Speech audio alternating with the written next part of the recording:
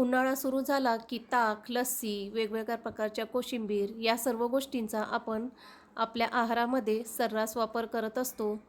त्यामुळे त्यासाठी लागणारं दही हे आपण बाजारातनं विकत आणतो.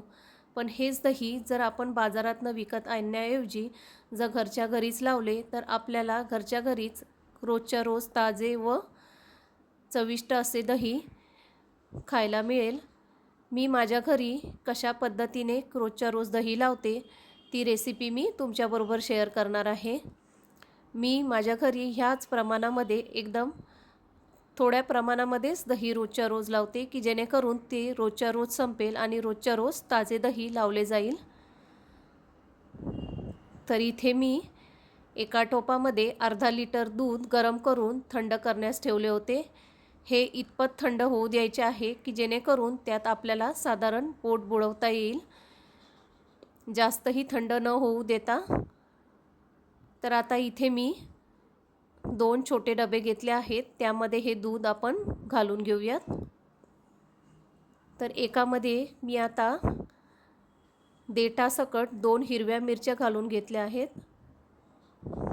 तर एकामध्ये मी घरात ठेवलेले दही व्यवस्थित फेटून घेऊन ह्या दुधामध्ये मिक्स करून घेणार आहे.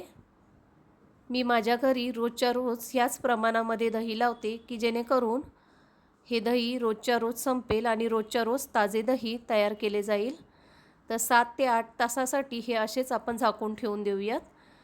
7 ते 8 तासानंतर आपण पाहूयात की हे दही कशा पद्धतीने तयार झालं आहे. मी तुम्हाला एका प्लेटमध्ये काढून दाखवते. तर ह्या अशा पद्धतीने दाटसर असे दही बनून तयार झाले आहे.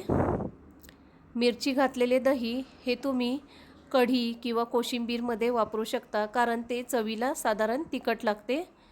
आणि हे दही तुम्ही ताक किंवा लस्सी बनवण्यासाठी वापरू शकता.